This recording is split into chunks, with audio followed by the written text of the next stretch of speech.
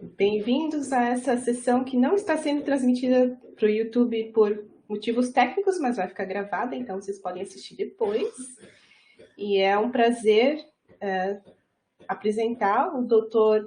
Fábio Rafael Herbst, que foi doutorando e mestrando no programa e também graduando aqui na UFSC. Então, ele fez a graduação na UFSC, depois fez um mestrado com o professor Antônio Canaã, depois passou um tempo como diretor do planetário, do Observatório em Videira, e depois resolveu voltar para esse meio acadêmico, fez o doutorado aqui com o professor Roberto Cid e o professor Abílio Mateus, e depois ele foi lá para São Paulo com uma bolsa da FAPESP, financiamento da FAPESP, para trabalhar nesse projeto aqui, o qual eles vai nos contar e vai nos vender também.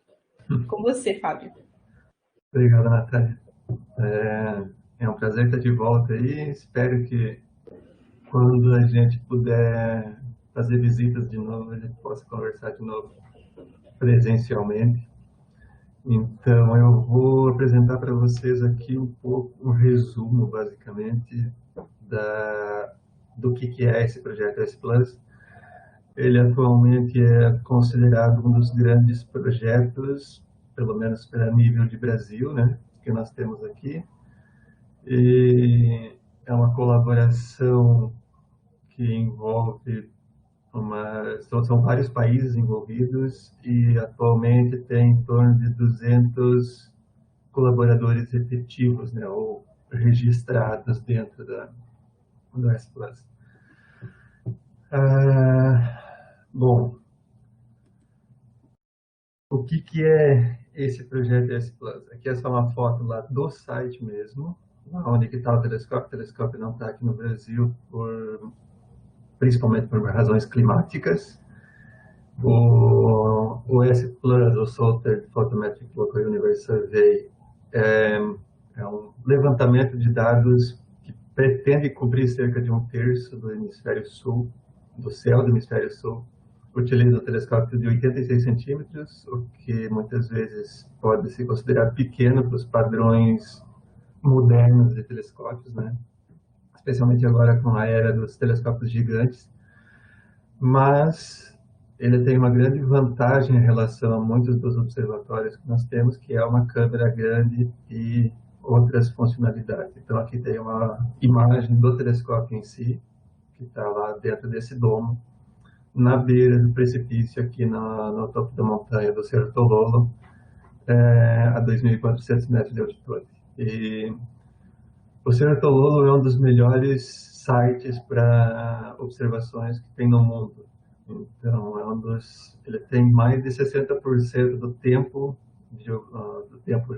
noturno, tempo astronômico, de tempo bom, de tempo fotométrico, e então é considerado um dos melhores locais para se fazer esse tipo de observação. Além disso, ainda tem outras condições, por exemplo, o vento que chega lá é um vento laminar, então o SIM, a variação da atmosfera, na alta atmosfera não é tão grande para fazer para causar muita turbulência, então o SIM também é bom a maior parte do tempo.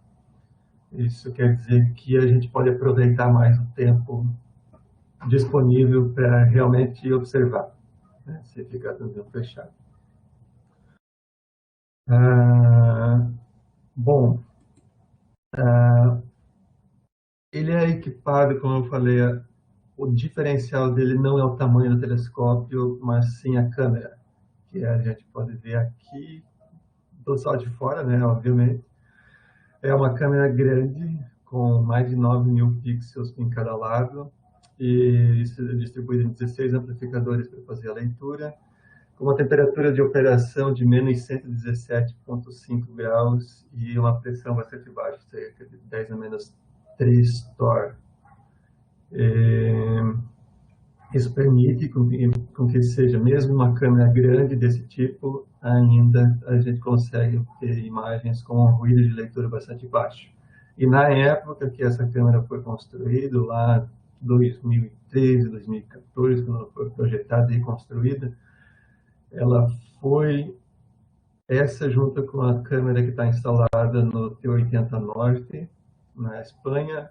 Eles foram os dois maiores CCDs com um único chip de sílica já construídos. Depois disso, né, a tecnologia melhorou, então tem equipes ainda maiores, mas na época era o limiar da tecnologia e tanto é por isso que tem essa diferença do 32 para o 16. Eles não conseguiam fazer o chip grande o suficiente, como era inicialmente projetado, e aí não ficou os dois lados iguais, porque o chip acabava quebrando em certa parte do processo, aí eles acabaram reduzindo um pouquinho o tamanho. São umas curiosidades, assim, como tecnologia. Aqui uma imagem que a gente consegue obter para dar mais ou menos uma ideia do que significa essa abertura de 1,4 graus. Então, aqui a imagem real que a gente observa lá é uma imagem do S-Plus mesmo, de um dos campos do S-Plus. E aqui, se nós dermos uma região, é esse quadradinho, tem 15 minutos de arco. Demos mais um zoom, né? E se dermos mais um zoom no meio, vamos a 12 segundos de arco para ver o centro da galáxia. E aí é quando nós atingimos o limite do tamanho do pixel e da PSF que nós conseguimos obter. Então, mais ou menos, essa é uma imagem que está no paper de apresentação do Survey de 2019. Agora, explicar as bandas que a Natália falou, né? As bandas de jazz ou rock. Ok, então eu vou voltar um pouquinho para falar de novo um pouco a parte que as pessoas podem ter perdido. Então, falando das bandas do S+, que é o segundo diferencial que a gente pode considerar bem importante, o S+ tem 12 bandas distribuídas ao longo do espectro óptico, sendo 5 delas parecidas com o que o SLOA, o SDSS tem, que são as 5 bandas largas, e que nos permite comparar algumas coisas praticamente diretamente, e outras 7 bandas estreitas que são posicionadas em lugares estratégicos do espectro, para a gente poder observar propriedades estelares. Então, por exemplo, as bandas que estão aqui mais na parte azul são importantes para observar algumas propriedades de metalicidade estelar. Aqui está o H-alfa, que fica centrado, obviamente, na linha de H-alfa. E essas bandas nos permitem estudar coisas específicas de estrelas, inclusive uma que eu vou falar mais adiante. Aqui nós temos uma imagem de uma das rodas de filtro, né? São 2 rodas de filtro, cada uma equipada com 6 filtros. Aqui no reflexo vocês conhecem a pessoa, depois vocês vão ver de novo. Então, é uma das pessoas que é responsável por isso. Então, aqui a Cláudia, aqui da USP é a PI, pensou, a chefe do projeto. E aqui as 3 pessoas que foram responsáveis por fazer o telescópio funcionar no Chile. Então, Antônio Canaã, que é professor da UFSC, o William, que também fez formação na UFSC e agora está lá no GMT, em Pasadena, nos Estados Unidos, e o Thiago, que também fez a formação na USP e que agora está no LSST, também nos Estados Unidos. Eles foram, dá para se dizer, os pilares de tudo isso, né? Construíram o telescópio, automatizaram ele, configuraram, testaram e fizeram o negócio funcionar. E quem aparecia no reflexo, no filtro, se vocês não reconheceram, é o Antônio aqui, que está na imagem, em uma das visitas que ele fez. E a automatização do telescópio é feita com o sistema de software Quimera, que foi desenvolvido pelo Antônio com a colaboração significativa do Paulo Henrique, que também esteve na UFSC por um tempão e ainda continua de vez em quando colaborando com o Antônio, embora não esteja mais no meio acadêmico. O sistema lá, ele, como eu falei, é robótico. O que significa isso? Basicamente, é um robô que ele tem vida própria, por assim dizer. Então, o sistema todo é construído para que ele faça planejamento da noite de acordo com as informações que a gente dá para ele, faz o planejamento, abre o telescópio, resfria o domo, faz os flat fields, abre o telescópio para fazer as observações, faz todas as observações seguindo um cronograma, um planejamento. Ele checa as condições atmosféricas através de estações meteorológicas e outros sensores que existem lá. E executa o plano de acordo com essas informações que que ele recebe a partir dos sensores que tem lá. Então, se o tempo começa a fechar, ele fecha o telescópio para evitar qualquer problema de eventualmente chover. Chove muito pouco lá no meio do deserto, mas às vezes chove ou neva, que nem foi o caso da última noite. Então, ele precisa fechar para proteger o próprio equipamento. E dependendo também da qualidade do céu, se o céu tem um pouquinho de nuvem, mas não demais para ficar totalmente fechado, ele muda o plano de observação para pegar coisas que não necessitam, para executar planos que não necessitam de tempo fotométrico. Ou se o SIM é ruim, ele também muda para observar alvos de um subprojeto que nós temos, que é justamente para aproveitar esse tipo de tempo.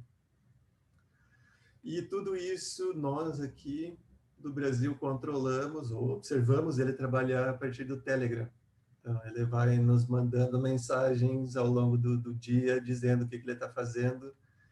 E nós temos duas opções de interação com o telescópio pelo Telegram, que é mandar comandos para ele abrir e fechar, ou se a gente vê que não está bom, que os sensores detectaram uma coisa, mas ele não são as condições ideais, nós conseguimos fechar, ou, enfim, interagir com ele de certa maneira. Nós não podemos interferir diretamente no plano em si que ele está executando, mas nós conseguimos monitorar a situação e se a gente vê que realmente precisa, como fica no pé da montanha, acontece algumas vezes das nuvens subirem e elas chegam na estação depois que elas chegam no telescópio. Então, quando nós vemos que as nuvens estão chegando muito perto e que está se tornando perigoso deixar aberto, nós mesmos fechamos isso manual. Só um exemplo do tipo de interação que nós podemos fazer.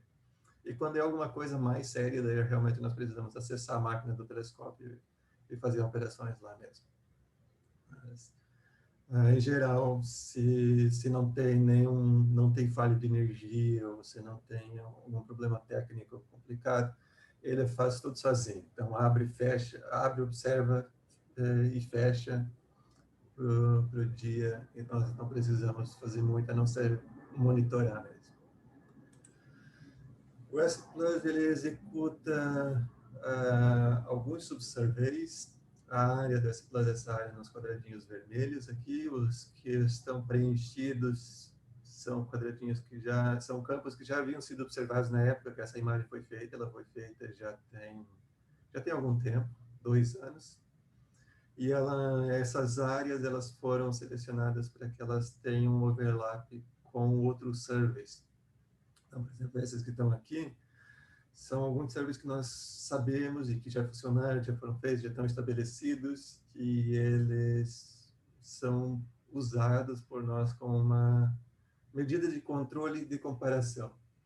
Então, nós conseguimos checar tanto a qualidade dos nossos dados em relação ao deles, e também nós podemos fazer ciência integrada, integrando esses projetos para aumentar, né, o nosso espectro de possibilidades.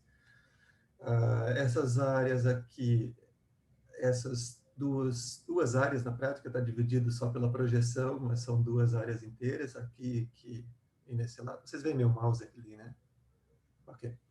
Elas são o que nós chamamos de main survey, que é onde que nós pretendemos, ou que tem a ideia de se fazer a maior parte das ciências de ponta, além dessa área aqui embaixo, que são as nuvens de Magalhães, a pequena e a grande nuvem de Magalhães, e que é a primeira vez que está sendo observado com tantas bandas, todas as nuvens de Magalhães, incluindo a ponte, a que se chama de ponte, que é uma ligação, uma nuvem de gás que liga as duas nuvens que fica aqui no meio. Então, é uma oportunidade grande. E essas duas áreas aqui, elas estão posicionadas sobre o disco da galáxia. Nós chamamos de Galactic Survey. Essa parte, a parte do bojo, a parte central da galáxia, que é conhecida como uma parte da área do VVV, que é no infravermelho, e que a gente pretende juntar as duas coisas também para fazer ciência integrada. E essa área, quando o VVV for estendido, vai pegar um pouco aqui também.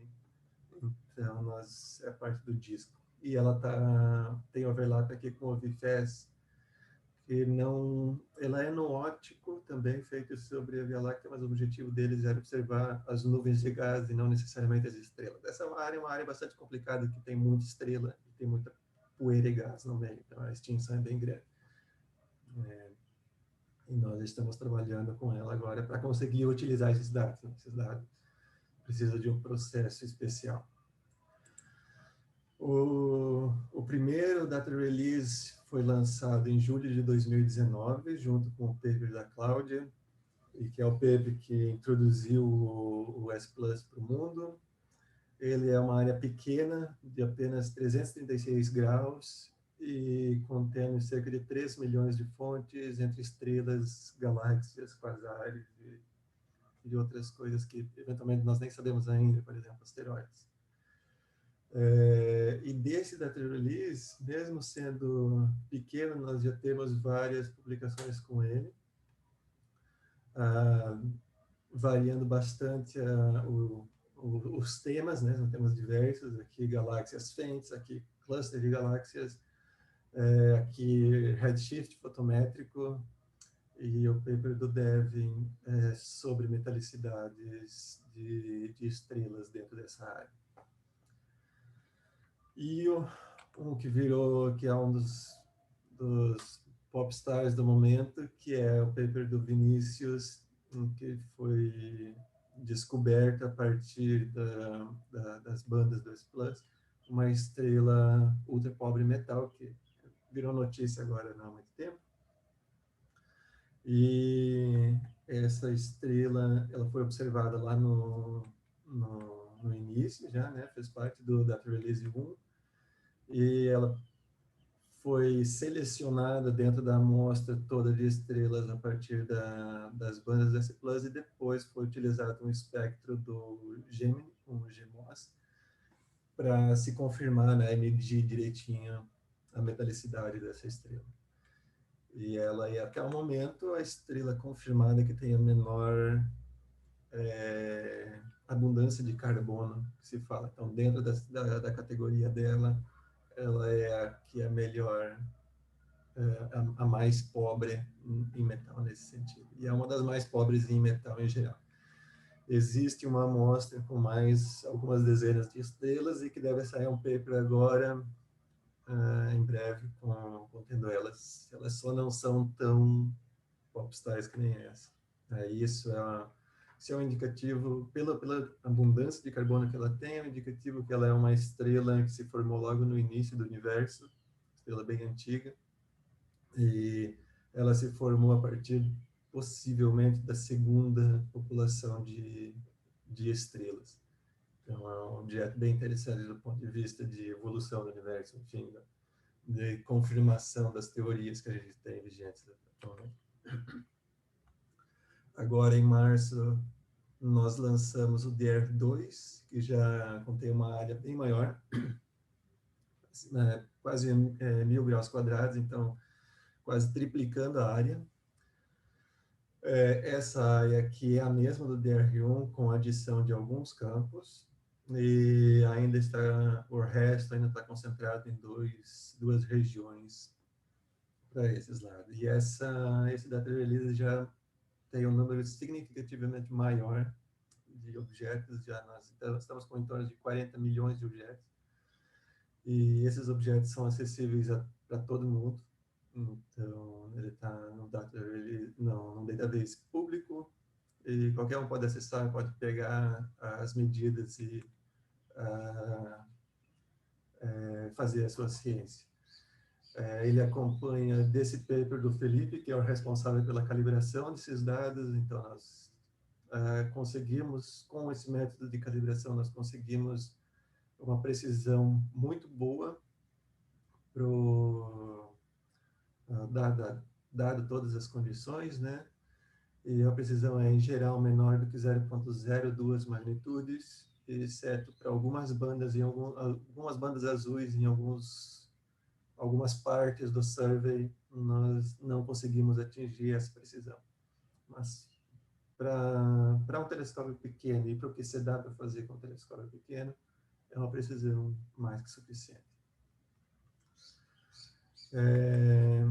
Nós também, o outro paper que acompanhou da Release 2 é o paper da Liliane, que fez a separação entre quasares, estrelas e galáxias, todos eles com mais de 95% de pureza, e sendo que a classificação de estrelas é de quase 100%. Então, ela usou machine learning para treinar uma rede neural e fazer essa classificação. Outras ciências que se faz, né? Obtenção de redshift fotométrico. Então, nós temos, atualmente, entre os métodos de se calcular redshift fotométrico, esses dois são os que estão mais bem desenvolvidos e que, inclusive, acompanham o da Release 2, que é utilizando template fitting ou então machine learning, que é o caso da Luiz e do Eric. E nós conseguimos ir até próximo de Redshift 1, embora Redshift 1, em certeza, já comece a ser bastante grande, mas nós ainda conseguimos medir coisas desse tipo, que já é um vislumbre da estrutura de larga escala do universo, que começam a aparecer filamentos a partir desses dados. E isso daqui já não era nem esperado, não se tinha essa ideia de fazer inicialmente, mas isso acabou sendo um benefício extra, e que é uma das coisas interessantes também que a gente pode fazer. Outros tipos de ciência que atualmente estão em desenvolvimento. Mapas de H-alfa, que é um dos principais interesses da cloud em si. Se procura observar galáxias, tanto galáxias com formação estelar, galáxias muito fracas, do tipo essas daqui, que são basicamente uma nuvem de gás que está formando estrela, galáxias pequenas e que se pretende estudar, ou que se está estudando, né, essas regiões de formação a partir do H-alfa. Essas duas áreas, elas estão começando a ser exploradas agora, que são as nuvens de Magalhães. As nuvens de Magalhães são duas galáxias satélites da Via Láctea, e elas têm uma grande área de formação estelar, uma grande taxa de formação estelar. Elas são nebulosas, como vocês podem ver aqui. Essa é uma nebulosa famosa, a nebulosa da Tarântula. E elas são muito ricas em estrelas jovens e massivas, e existem projetos estudando tanto emissão de H-alfa quanto clusters jovens de estrelas, populações estelares jovens, emissores de raio-x, quando tem estrelas BE próximas de estrelas de anãs brancas ou de estrelas de nêutrons, elas emitem raio-x. Vários tipos de variabilidade, das instabilidades dessas estrelas. E essa aqui é uma imagem do Galactic em si, que é uma região que vai começar a explorar agora, que só agora nós conseguimos começar a obter a fotometria adequada delas devido à alta extinção. Muita poeira e gás no meio, então é uma região bem mais complicada. E quando essas regiões entrarem, deve sair o primeiro data release com essas regiões na metade do ano que vem, mais ou menos. Então, isso vai multiplicar muitas vezes o número de estrelas dentro dessas amostras. Então, um campo típico do S+, para o Main Survey, tem em torno de 50.000 estrelas, e essas regiões, como as Nuvens de Magalhães, chegam até 600.000 estrelas ou mais. Então, elas são tem tanta estrela que nós precisamos fazer fotometria. Só funciona a fotometria PSF, a fotometria tradicional não funciona. Outros tipos de estudo, grupos e aglomerados de galáxias. Existem 3 projetos em andamento estudando 3 tipos de ciência diferentes com grupos e aglomerados que são lideradas pela IARA Síria Analia, IARA do Chile, a Síria brasileira, mas está no Chile, e a Analia é argentina. E elas estão estudando tanto a influência ambiental dos aglomerados nas próprias galáxias, como é o caso da Síria, ou então como que as galáxias, como que os grupos se formaram e evoluíram ao longo da história de formação do universo, no caso da IARA, ou então propriedades de galáxias diretamente, como é o caso da Analia. O Luiz estuda nebulosas planetárias, então ele tem uma técnica para identificar esses objetos dentro desse plasma, mesmo quando nós não conseguimos ver, como é o caso dessa aqui. Essa aqui é uma nebulosa planetária bem brilhante, relativamente próxima de nós. Então é fácil de ver a própria nebulosa e a anã branca no meio, mas tem muitos casos que nós não vemos a nebulosa, está muito espalhada, muito distante, muito fraca, e o Luiz consegue identificar esses objetos. Alguns outros projetos, mesmo não sendo o ideal para esse tipo de observação, né, para esse tipo de survey, nós estamos tentando encontrar variabilidade nos dados do S+, e é bastante complicado, mas nós acreditamos que estamos chegando lá. Então, nós temos 2 técnicas, o Antônio, a Liana e eu, que estamos trabalhando nisso agora. E essa daqui é uma variável conhecida, e nós conseguimos identificar ela com uma probabilidade de ser variável grande, embora nós não consigamos determinar exatamente o período, que é quase impossível determinar só com 36 pontos, e eles ainda distribuídos em diferentes bandas fotométricas, diferentes observações. São esses jumps aqui, não são por causa da variabilidade, é por conta da diferença de filtros. Cada filtro tem uma profundidade, né, uma transparência diferente. Nós também estamos começando agora a coletar informações de asteroides. Numa primeira busca, só numa área pequena, para fazer os testes iniciais, nós encontramos cerca de 10.000 asteroides detectados, né? Então, esse é um trabalho que o Gustavo está fazendo comigo e com o pessoal de Washington, de Seattle, mesmo grupo que trabalha, que busca asteroides, que vai buscar asteroides no LSST quando começar a operar. Eles também estão trabalhando conosco nisso. Então, aqui é só uma imagenzinha de um dos asteroides que foram observados. Então, isso vai nos permitir obter cores e SD, né, o espectro fotométrico dos asteroides, pelo menos dos mais brilhantes e próximos de nós. E possivelmente nós temos asteroides que ainda não são conhecidos e que também nós pretendemos fazer uma lista deles como resultado desse trabalho. Aqui alguns links úteis e contatos para quem quiser. O S+ Cloud é o nosso database, então todo mundo tem acesso a esse site, pode acessar tanto o Data Release 1 quanto o Data Release 2, os dois são públicos e acessíveis para toda a comunidade. E para quem é membro do S+, tem acesso ao Internal Data Release 3, que já aumentou bastante a área, já dobrou a área do DR2.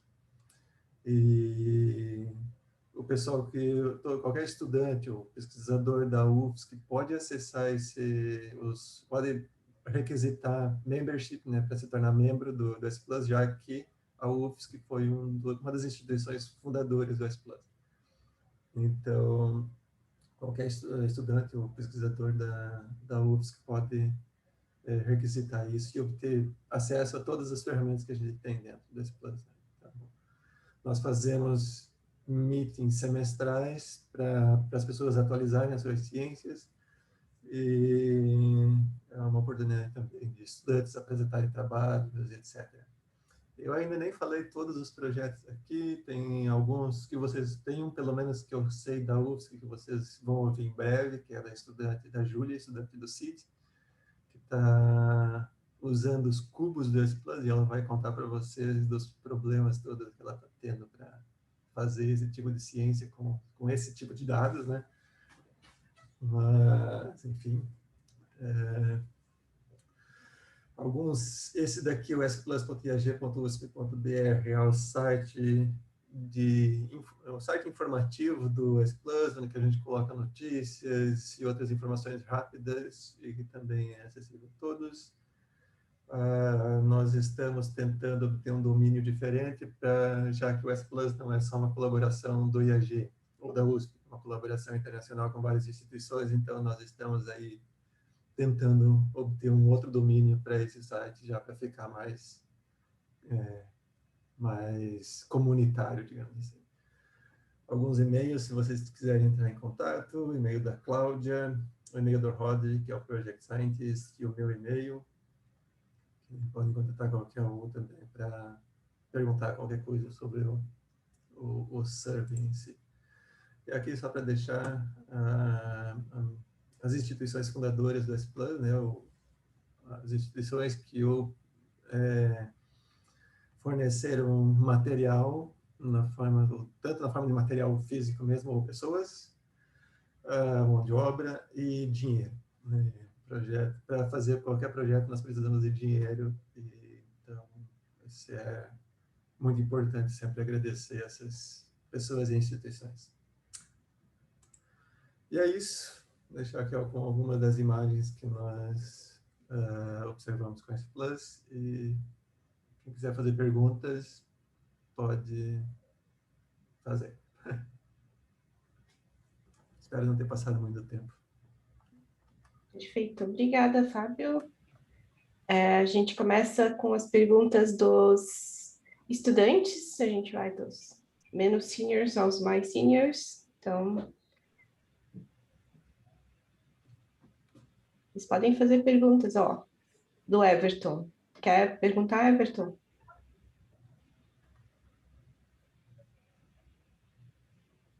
Acho que não. Acho que o Everton não gosta de perguntar. O Everton diz, os DRs são cumulativos? O DR1 está dentro do DR2? São cumulativos. Pelo menos, no momento, eles são cumulativos, porque do DR1 para o DR2 teve uma mudança considerável na forma de se fazer a fotometria. Na fotometria e nos redshifts. E para o DR1, DR2, o DR3, a fotometria basicamente é a mesma, mas um dos redshifts também mudou, então a gente já refaz para tudo. E para o DR4, nós vamos fazer cumulativo de novo, porque nós vamos incluir mais uma mudança que deve melhorar ainda mais a nossa precisão fotométrica. E para o DR5 nós já sabemos também que vai ser cumulativo, porque nós vamos ter uma redução nova. Então nós vamos reduzir todas as imagens que nós temos, que atualmente são cerca de 150 mil imagens de ciência, e aí nós vamos fazer o DR5 também cumulativo. Depois, se nós estabilizarmos esses processos e não tiver mais nenhuma mudança grande, daí talvez não seja, porque isso vai escalonando muito. Né? Então, atualmente, o DR2 tem 40 milhões de objetos, o DR3 já tem em torno de 80 milhões, e o DR4, que nós vamos incluir as nuvens de Magalhães, nós não temos ideia ainda do quanto que vai ter. E isso aumenta muito o espaço computacional, o espaço em disco e a necessidade computacional. Então, as pessoas precisam fazer requests, né, tudo por SQL, e se as pessoas começam a buscar, dependendo do tipo de request que a pessoa faz, acaba requisitando objetos demais, tabelas muito grandes, e o servidor ou conexão ou coisas que o vale não funciona. Então, talvez depois do DR5 nós não tenhamos mais cumulativo, mas por hora só. Obrigada, Fábio. Por outro lado, isso é ruim para o marketing depois, né? Você tem só temos 20 milhões de objetos agora. Não. Pois é. Aí tem que ser ele falar, nós temos, sei lá, 100 milhões no DR4 e temos 20 milhões a mais. Sim.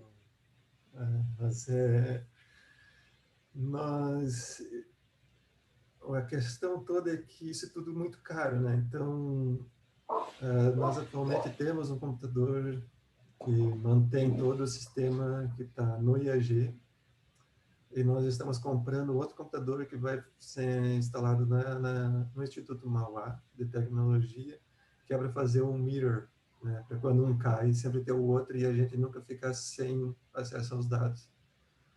Mas custa uma fortuna. Só o computador que eles estão comprando lá custa 100 mil reais.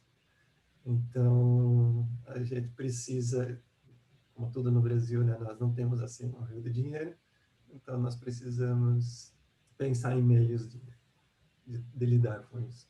Mas tu não está no Brasil, né? Está em São Paulo. Pois é.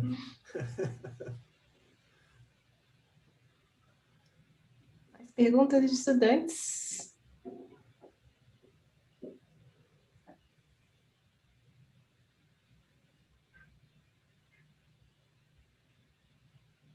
Perguntas dos professores, então.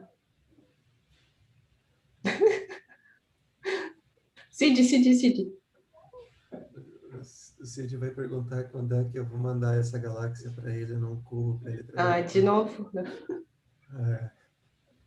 Não, mas como eu estou com raiva de ti, vou fazer uma bem sacana. Essa imagem mesmo, a do lado, à esquerda, a que está no meio em cima. Essa aqui. E também a do meio embaixo, tem umas coisas estranhas, né? Estou olhando aqueles halos ao redor da estrela de cima na direita, tá vendo? Uhum. Parece que tem uns fantasmas que estão fora do centro. Sim, tem. Porque como o campo é muito grande, para algumas bandas, especialmente no azul, os halos acabam ficando descentrados mesmo. É a mesma coisa que está acontecendo embaixo ali, então. Isso. Elas são estrelas já mais próximas da borda. Essa está na parte de baixo do CCD, então acaba tendo esses anéis acabam ficando descentrados mesmo.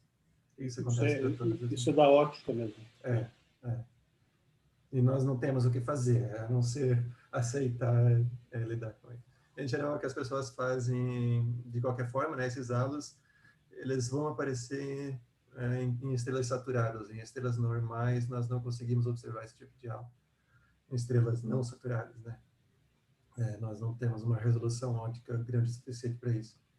E aí, como as estrelas são saturadas, a maior parte das ciências pega e elimina toda a área ao redor da estrela de qualquer forma. Usa uma máscara para tirar toda essa parte saturada fora e que contamina, né, o background, né, as estrelas ou plaques que estejam por trás.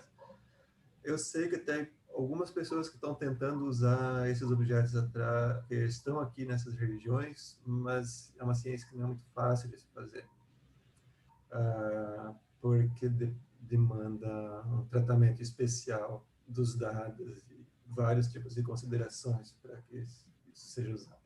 Então, uma estrela que está aqui embaixo de um desses raios, aqueles reflexos, ela não é muito boa para usar, né? Não é boa na prática. Essa estrela aqui, na verdade, foi uma estrela inesperada. Nós, inicialmente, quando foi desenhado o footprint, né, os tiles, os campos que foram observados, não foi tentado tirar todas as estrelas muito brilhantes. E essa daqui acabou ficando. É uma das 20 estrelas mais brilhantes do céu, Spica, e tem magnitude 0 na banda B. Então, próximo de zero, próximo de zero. E ela contamina quase o campo inteiro. Então, essa imagem aqui, ela é uma imagem de praticamente todo o CCD do S+. Só ele perde a parte mais de cima. Por sorte, os equipamentos hoje em dia não queimam por causa de uma estrela brilhante desse tipo. Então, senão teria torrado o CCD. Iam ter que construir um CCD menor ainda, porque não. Pois é. E mesmo assim, o telescópio, por estar no Chile, o Chile tem 10% do tempo anual, de todo o tempo do telescópio. E aí eles mandam projetos para nós. E para esse semestre, eu recebi um projeto pedindo para observar Alpha Scorpion, como é que é o nome dela agora? Se a alfa é brilhante. Antares. Antares. E para observar, eles querem observar um aglomerado que está próximo a Antares, e um dos campos vai pegar em Antares. A estrela vai cair dentro. E é uma das outras estrelas, uma das estrelas das 20 estrelas mais brilhantes do céu. E eu falei para eles, olha, vocês não vão conseguir usar nada para o que vocês querem, para a ciência que vocês querem, não vai dar para usar nada do que vai ficar nesse campo. Vocês querem observar assim mesmo? Ah, sim, queremos. Então, tá bom. Vamos observar. Vai ser uma imagem bonita, mas não sei se eles vão conseguir usar para muita coisa.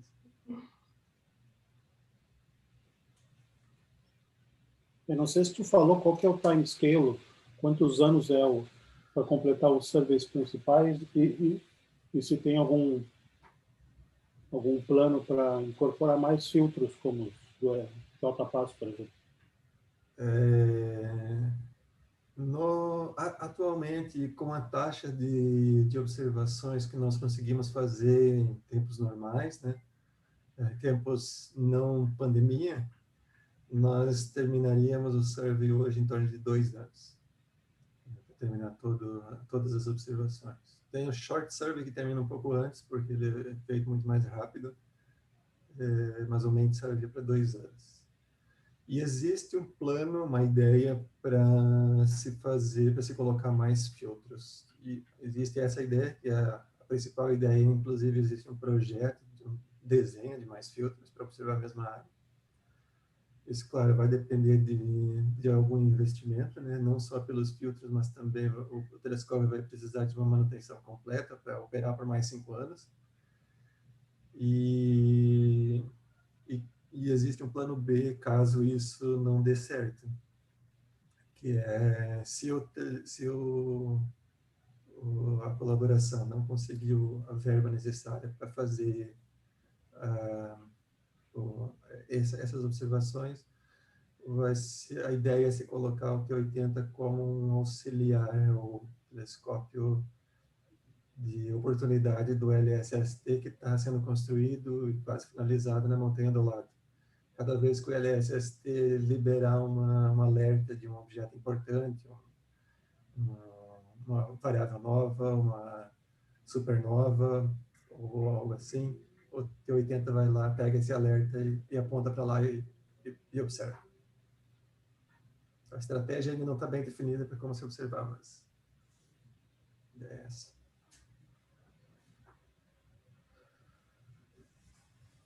Mais perguntas, pessoal?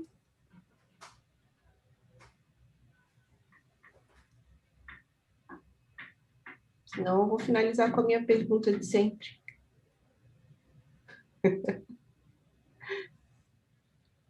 Fábio, como é que é trabalhar num projeto tão grande, tendo que fazer quase tudo do projeto? E essa é a primeira pergunta, meio genérica, mas a que eu sempre faço é: que conselhos você dá para gurizadas? Claro que o conselho é sempre, não ouça todos os conselhos, mas que dicas você dá para o pessoal? Bom, trabalhar num projeto grande, sim, ele é bastante intenso, especialmente que é um projeto novo, nós não tínhamos o know-how no início para trabalhar com esse tipo de dado, então foi um desafio bem grande assim para conseguir, para termos esses dados disponibilizados hoje para o público. É um trabalho gigantesco, nós temos pouca gente na prática, né? Então, e é trabalhar com pessoas, então existe o desafio de sempre manter a comunicação. A pandemia trouxe alguns desafios e alguns benefícios. Em geral, quando você está no mesmo instituto, é um pouco mais fácil de trabalhar, porque você só vai lá e bate na porta da pessoa que você quer perguntar alguma coisa e tira a dúvida rapidamente. E aí, no início fica um pouco mais difícil, mas eu acho que pelo menos a colaboração da S+ é uma colaboração muito boa. Todo mundo participa, todo mundo ajuda, e tem vários projetos interessantes. Eu não citei nem metade dos projetos que tem. Então, no último encontro, nós tivemos 137 pessoas participando do evento, que foi agora no começo de junho, e tudo virtual, e nem todas as pessoas participaram, porque teve o feriado e teve outros eventos acontecendo na mesma época, então teve bastante gente que não participou. E nós temos um comitê dentro do S+ que é para resolver problemas entre membros. Então, porque é natural acontecer isso, né? Acaba tendo overlap de ciências, ou então sempre acontece algum atrito ou outro, é muito raro, mas de qualquer maneira existe um comitê para mediar isso. Nós temos uma política de proteção para pesquisas quando é caso de tese e dissertação. Então, se o PI do projeto registra o projeto e diz que esse projeto vai ser usado para uma tese ou dissertação, o projeto ganha um determinado tempo para executar sem concorrência, né? Ou se tiver outro grupo trabalhando com a mesma coisa, esse outro grupo ele entra em modo stand-by, no sentido de não ter publicações antes da tese ou dissertação ficar pronta. E é lógico, tem um determinado tempo para isso, né? Então, no caso de uma dissertação, o período vai ser ali de 2 anos, e uma tese vai ser no máximo 4 anos, porque senão vai ficar segurando a ciência de todo mundo, né? Mas existe o que é chamado de proteção à tese. Agora, conselhos. Que conselhos eu poderia dar? Trabalhe, faça o que achar divertido. Eu posso dizer que eu mudei bastante de área, né? Quando eu entrei na iniciação científica, eu comecei trabalhando com a Raimundo, com variáveis cataclísmicas, depois fui trabalhar com anãs brancas com o Antônio, depois com propriedades de galáxias com o Cid e o Abílio. E quando eu vim para o S+, eu tinha uma ideia de continuar essas coisas de ciência, mas acabei indo muito mais para a parte técnica e instrumental. Então, eu acabei adotando o telescópio e passei um tempo considerável no Chile, inclusive desmontando e montando partes do telescópio para procurar problemas elétricos, utilizando equipamentos que a gente só vê na graduação e no laboratório, como osciloscópio, essas coisas, para descobrir onde estão os problemas. Então, e para mim isso era uma coisa interessante de fazer, porque eu estava aprendendo no processo. Então, eu acho que a gente tem que fazer o que gosta de fazer, mas tem que ir lá e fazer mesmo. Porque dá bastante trabalho e muitas vezes parece que a gente não vai conseguir sair daquela posição tão fácil, mas no final as coisas dão certo. Então, eu não sei o que mais poderia falar. Faz o que gosta e consiga financiamento da FAPESP. Consiga financiamento da FAPESP, isso é importante. Especialmente agora que o financiamento está meio miado, né? No Brasil está péssimo, mas isso afetou até a FAPESP. A FAPESP tem segurado bastante as coisas, mas ainda assim,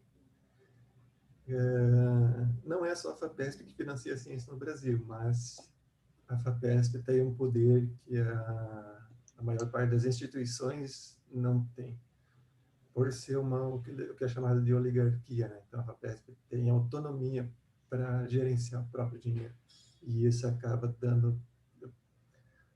proporcionando coisas que as universidades federais, por exemplo, não têm. A Universidade Federal tem um orçamento que precisa usar naquele ano, e se não usar, tem que devolver. Você não pode gerenciar o dinheiro pensando a longo prazo. É um negócio imediatista e que não funciona para a ciência. A ciência não acontece de uma hora para outra. A ciência precisa de investimento, paciência e gente trabalhando, e uma instituição forte que dê suporte para isso, uma instituição ou governo, né, que dê suporte para isso, porque senão a ciência não tem como desenvolver. Então, mas é isso. E colaboração sempre é muito importante. Eu diria que todo pesquisador ou todo estudante que pretende se tornar um pesquisador um dia deve procurar trabalhar em colaboração.